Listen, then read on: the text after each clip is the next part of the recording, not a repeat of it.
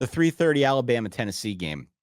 So Tennessee had a 20-7 halftime lead. Yeah. And got shut out 27-0 in the second half.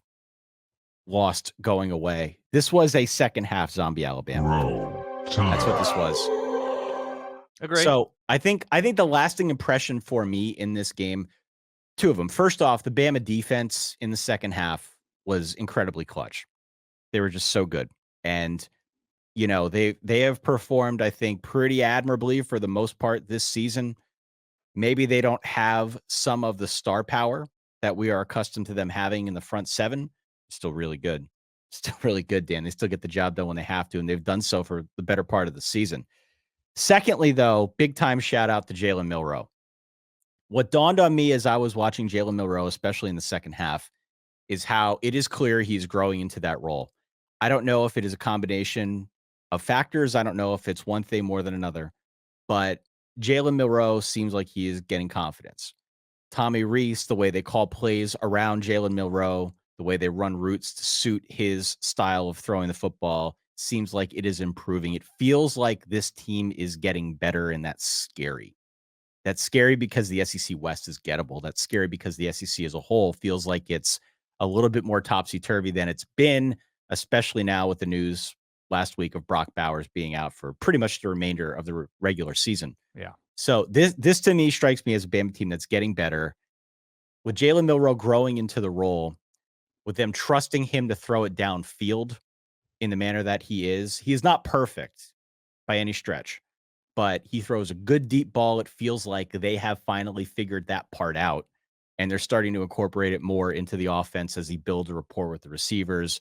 Also, I think it was Gary Danielson on the broadcast. I think it was Danielson. It wasn't Nessler who mentioned it. Like, I feel like I've been saying this for a month now as well. They did start to incorporate some of the quarterback runs into the play calling as well. Some of the more designed run stuff. You read the YouTube comments before the season when we talked about Jalen Milroe. He's got NFL caliber speed. That's what every Alabama fan told us. Sure. We have not really seen that. At least we've seen bits Well, and pieces of it yeah. when he has scrambled, but Alabama, for whatever reason, has not designed a whole lot of running plays specifically for him. We saw a little bit more of that Well, you know in this game. why? Well, I Because know why. if he rolls I an know ankle or why. if he gets hit hard on his Yeah, you don't knee, want Tyler Buckner or Ty Simpson. you I get it. right, you I gotta get it.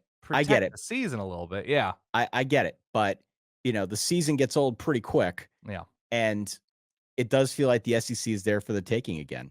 It really does. And so I think Jalen Milroe, the strides that he is making is a really positive sign for Alabama.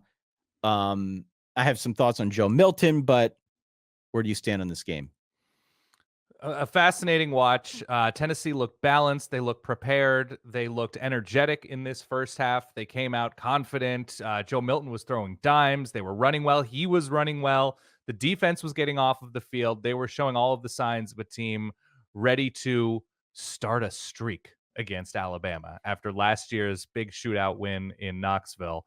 And I think it's just Alabama making adjustments. It's Josh Heupel that he took chances in that second half on fourth down, short yardage, big moments, not getting them. And I don't mind aggression, but you have to have Excelsior. You have to have that package of plays that you feel is fail proof, that your team practices those plays, that package so often they couldn't possibly fail, no matter what defense is thrown at them. And that's not what Tennessee looked to be like in the second half. Now, you have that strip sack that gets returned for a touchdown. That's sort of a freak play, but that's an offensive lineman who's beat, right? You have Jalen Milroe hitting Isaiah Bond and Jermaine Burton, having that, I mean, for lack of a better term, the bond with them. That was sort of a coverage bust on the Bond longer touchdown. And I think the big thing is Alabama has faded in second halves recently. When you look at the Arkansas game, when you look at the A&M game, and they've managed to survive, this time they thrived in the second half. And it was, I think Joe Milton is an interesting quarterback. I think he is an intriguing quarterback. I think he's a fascinating quarterback. I think he's an exciting quarterback.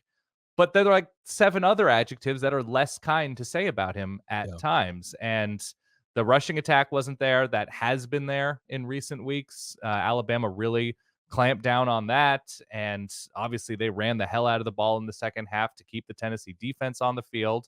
and they were zombie Alabama.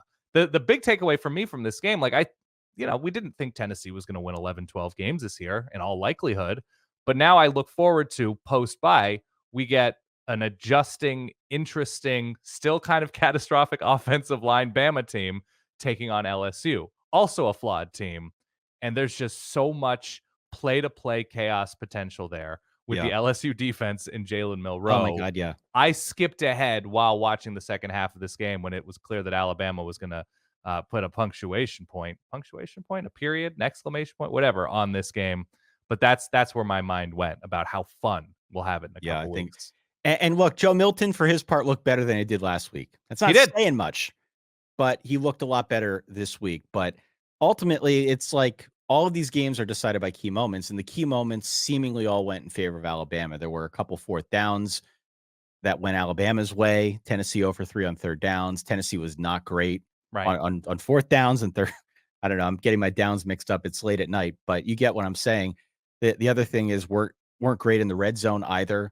So just some of these key moments, especially when you're on the road in a big rivalry spot, like the third Saturday in October, you're going to have to convert on those, and they just couldn't get it done. So Yeah. again, your final score here, 34-20, a big second half from Alabama.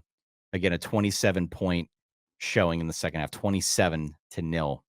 They win going away.